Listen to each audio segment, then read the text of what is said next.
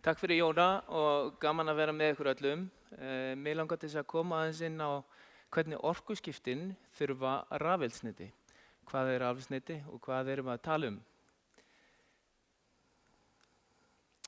Við þekkjum öll þessa sögu að orkuskiptin eru langt komin á Íslandi. Við erum búin með raforkuna, við erum búin með hitaorkuna, en við eigum samgöngurnar eftir.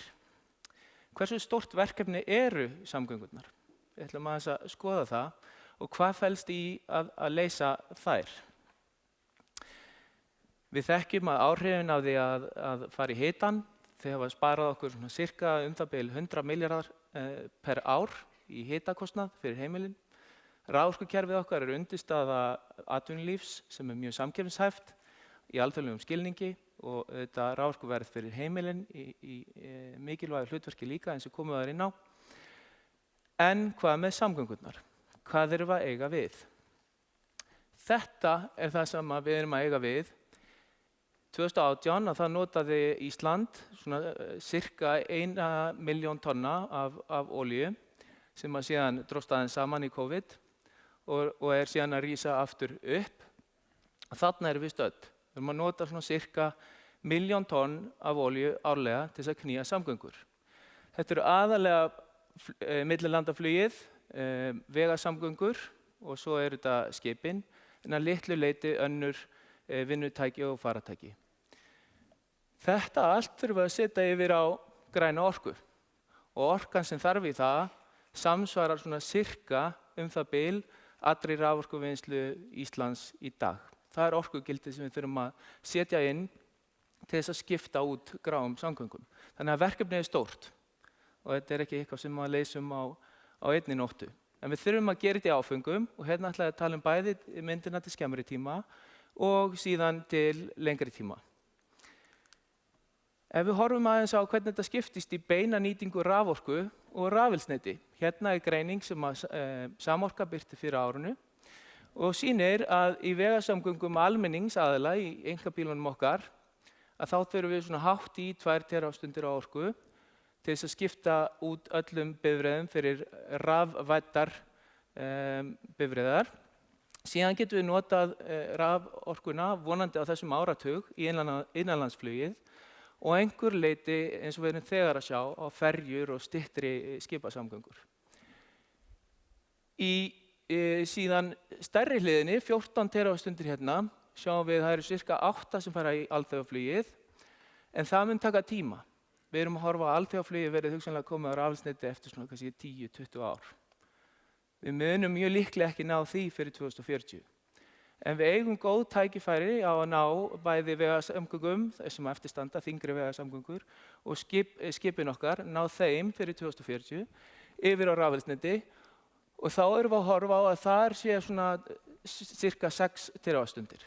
Þannig að allt í allt þá erum við að tala um 8 terafstundir. 2 í beinni rafvæðingu og 6 í rafelsneyti fyrir 2040 cirka til þess að ná út landsamgöngum og setja það á raforku og rafelsneyti og skipin. 8 terafstundir, þetta er cirka 1000 megawatt í fullri vinnu, fullri nýtingu allt árið og þetta myndi draga úr losuninni sem komið er inn á Íslandi, samfélagslosuninni cirka 1 milljón tonn. Þetta kæmi langleiðina með 40% af samfélagslosun Íslands í dag í heild sinni, en langleiðina með markmið okkar til 2030. En hvað þá ef við kíkjum aðeins út í heim? Hvað er að gerast? Það sem er að gerast er að menn er að byrja að nota vetni og rafelsneyti í iðnað. Eftirspurnin er þar fyrir hendi. Við erum að nota vetni og vetnisafleiður í iðnaði í dag. Þar er eftirspurnin og við byrjum á því alþjóðlega að skipta því út og setja í staðinn inn grænt vetni og rafelsneyti.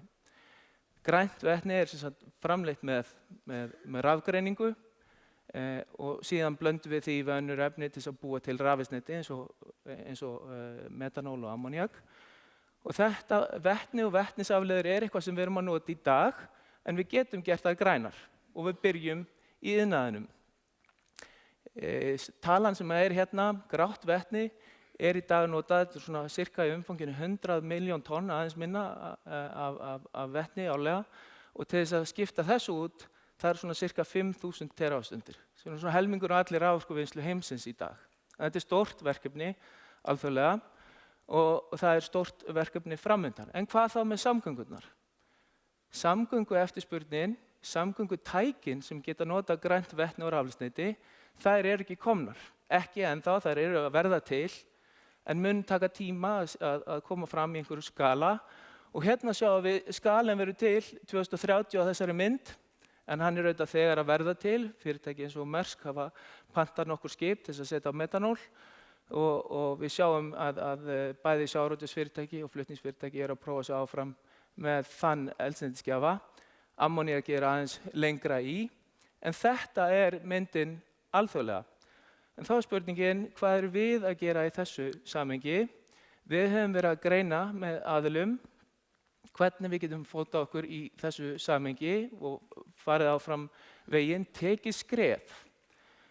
Og þetta við að skoða, við komum inn á þann, við þurfum nýja nálgun, við þurfum að skoða ný hlutverk, þegar verkefnin ný, og þetta við að skoða með þeim sem búa til eftirspurnina. Hverjir það? Jú, það sjávarútvegsfyrirtækin, það ferðaþjónustan, það flutningsfyrirtækin, við erum að skoða þetta með þeim og svo við að skoða þetta með þeim sem á framleiðsluhliðinni.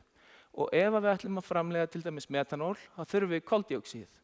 Og það við að skoða með viðskiptavinum á Bakka, PCC, en þeir losa í sinni starfsemi, en við getum gripið þá losun og við getum setta saman við rafgrænt vetni og búið til metanól. En það óvissa í þessu, þetta ný tækni, þetta nýjir hluti sem við erum að gera, en ef okkur tekst að sýna fram á að það hægt að grípa koldíoxíð með hagkvæmum hætti og binda við rafgrænt vetni, búa til metanól, þá þetta nærtækasta leiðin til að taka raunveruleg skref áfram í orkuskiptum á Íslandi með rafeldsneyti og setja þetta á skip. Þannig að þetta við að skoða með PCC í dag og við erum að skoða þetta með alþjóðlegum fyrirtækjum sem vilja koma inn í þetta og skoða með okkur, hvort sem það í vetnisvinnslunni, þar sem við gætum verið í hlutverki, við erum í nýjum áskorunum og systurfyrirtæki okkar orkufyrirtæki á Norðurlöndum að fara inn í þessa virðiskeðju og taka skref í þá átt. Ætlum við að gera það? Það eitt af því sem við erum að spyrja ykkur og við erum að búa til valkosti og taka áfram. En við höfum komist að því að í bili, eins og sakir standa, þá ætlum við að leggja áherslu á vetni og metanól. Ammoníaki gæti komið inn með tíð og tíma, en það þurfa að vera framfarir í samgöngutækni þar, ekki síst á sjó, til að ammoníaki geti komið inn. Hérna sem sagt rafeldsneyti sem á Íslandi gætu orðið til í því umfangi að draga úr samfélagslosun ca. 1 milljón tonn til lengri tíma. En við byrjum í svona ca. 1/10 af því umfangi í metanóli til að byrja með. En það samt stór skref sem kalla á 20 milljarða í fjárfestingu. Við viljum svona taka forystuhlutverk með samstarfsaðilum okkar í að ná markmiðum stjórnvalda og atvinnulífs og gera samfélag okkar betra og öflugra til lengri tíma. En skoðum þá sérstaklega vetnaðins. Hérna alveg ný virðiskeðja að taka á sig mynd. Við þurfum að framleiða vetnið, við þurfum að dreifa því, við þurfum að fylla á, við þurfum að nota. Eins og ég nefndi áðan, þá erum við að skoða að fara inn í vetnisframleiðsluna, eins og önnur orkufyrirtæki sem við berum okkur saman við. En það þarf samstarfsaðila hérna yfir alla keðjuna og við erum í samtali við ólíka aðila til þess að ná utan þessa keðju og aðilar þurfa að stíga skref samhliða og í takt til að geta látið þetta gerast. Og stuðningur stjórnvalda, bæði á Íslandi og Evrópu, hér mjög mikilvægur. Til að byrja með, alveg eins og rafbílarnir, að þá þetta ekki fjárhagslega hagkvæmt, ekki til að byrja með. Það þarf stærri skala og það þarf styrki til þess að greiða fyrir fyrstu verkefni, rétt eins og það þurfti ívilnanir í rafbíla og stuðning í fjárfestingar í hleðsluinnviði, eins og við höfum séð. Það sama gildir hér. Þannig að þetta mjög mikilvægt samstarf og við erum að skoða leiðina áfram, bæði nálgun og hlutverk með samstarfsaðilum næstu árin og þetta verkefni hérna sem við erum að skoða gæti verið svona 5-10 megawatt til að byrja með og verið vetni í landsamgöngur og nýsköpun. Metanólið öllu stærra, svona kannski 10 sinnum stærra í umfangi, svona cirka, ef að verði, bæði í megavöttum og krónum. En þetta verkefni eins og ég minntist á áðan, það núna unnið í samstarfi við PCC og svo eru aðrir aðilar að skoða aðkomu með okkur, bæði á framleiðsluhliðinni í vetni og metanól, því að þar þarf að taka skref áfram úr vetni í metanól og binda inn koldíoxíð í ferlið og svo þarf að fanga það líka sem mikil óvissa eins og ég nefndi, hversu hagkvæmt það getur verið. Það lykilatriði. Og ef það gengur ekki, þá þurfum við að fara aftur og endurskoða nálgun okkar. Þá getur til dæmis ammóníak verið eitthvað sem þyrfti að forgangsraða ofar. En það ekki staðan í dag. Við erum að reyna þessa leið áfram. Eins og í vetninu, við minntist á áðan, að þá þetta alveg nýverðiskeðja. Við erum að staðsetja okkur. Við erum auðvitað, okkar heimavöllur raforkuvinnsla og sala og þar verðum við, en svo spurning hvort að við sjáum tækifæri í því eða hreinlega verðum að fara aðeins neðar í keðjunni til þess að þessi verkefni verða veruleika. Svo það sama hér og áðan, stuðningur stjórnvalda við svona verkefni líka nauðsynlegur til að það geti orðið. Þannig að þarna þarf að eiga stað náið samráð, nálgunin breiðari en við höfum oft verið að sjá áður og tekur inn fleiri aðila og við þurfum að gera þetta saman til þetta geti orðið.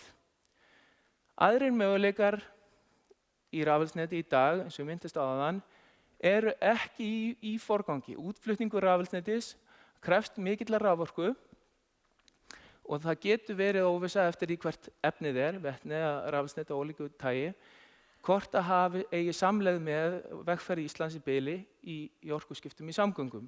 Þannig að við munum forgangsraða því sem hefur áhrif í orkuskiptum í samgöngum hér heima. En svo þurfum við að huga því til lengri tíma. Tökum fyrstu skrefin, en svo hvað með til lengri tíma? Og þá það þetta sem við komum inn á áðan, enginn eyland. Ekki einu sinni við sem erum eyland. Þannig að við munum til lengri tíma þurfum að horfa á það hvernig við keppum á alþjóðlegum markaði í rafelsneti sem að gengur kaupum og sölum milli aðila. Viðskipti við vinveittar þjóðir að vinna saman skiptir máli. Ef við komum inn á landnýtingu þá þar alveg mál sem við þurfum að skoða hversu mikið landnýting möguleg í heiminum og hvar og hvernig tökum við afstöðu til þeirra tækifæri og þeirra ábyrgðar sem þar En sem stendur, við byrjum ekki fyrstu skrefin í útflutningi og sérlagi þar sem að það mest inn í iðnað sem að við sjáum fyrir okkur að þar eru tækifærin í dag og það ekki í forgangi hjá okkur eins og ég minntist á. Ammóníak á aðeins lengra í land með að nýtast í samgöngur en metanólið, þegar við erum að horfa á skipin sérstaklega því að það stór notandi á Íslandi. Þannig að við munum mjög líklega bíða með ammóníak. Það gæti breyst, eins og ég sagði, en í bili ammóníak ekki í forgangi. Þetta staðan. Svo mikilvægt í þessu öllu að við höldum gleðinni. Til hvers við að þessu? Á endanum við að gera samfélag okkar betra. Við erum að fara úr verra orkukerfi og hæði á jarðefnaeldsneyti yfir í eitthvað betra. Og þetta tekur langan tíma, við þurfum að fara í gegnum allar umræðurnar sem snúa að landnýtingu og öllu því og hver gerir hvað og hvernig við vinnum saman og allt þetta. En það mikil tækifæri í þessu til lengri tíma, rétt eins og við höfum séð hitaveituna skila miklu til lífskeiða á Íslandi í dag eftir áratuga uppbyggingu. Þannig að framlag rafelsnetis til orkuskipta og loftslagsmála getur verið töluvert. Umfangið sem ég minntist á hérna áðan, svona cirka 1 milljón tonn, skiptir máli inn í samfélagslosunina. Við getum öðlast orkusjálfstæði með tilheyrandi orkuöryggi og gjaldeyrisparnaði, en þar minni ég líka á þetta samstarf þjóða og viðskipti við vinveittar þjóðir. Það mun skipta máli til lengri tíma, en við byrjum ekki í útflutningi á rafelsneyti í samgöngur þó að það gæti gerst með tíð og tíma. Við þurfum að velja rafelsneyti þar sem við getum búið til skala og samkeppnishæfni og þannig að gæti orðið þannig að við þurfum að flytja sumt út og annað inn, en við erum nettó í það minnsta orkusjálfstæð með tíð og tíma.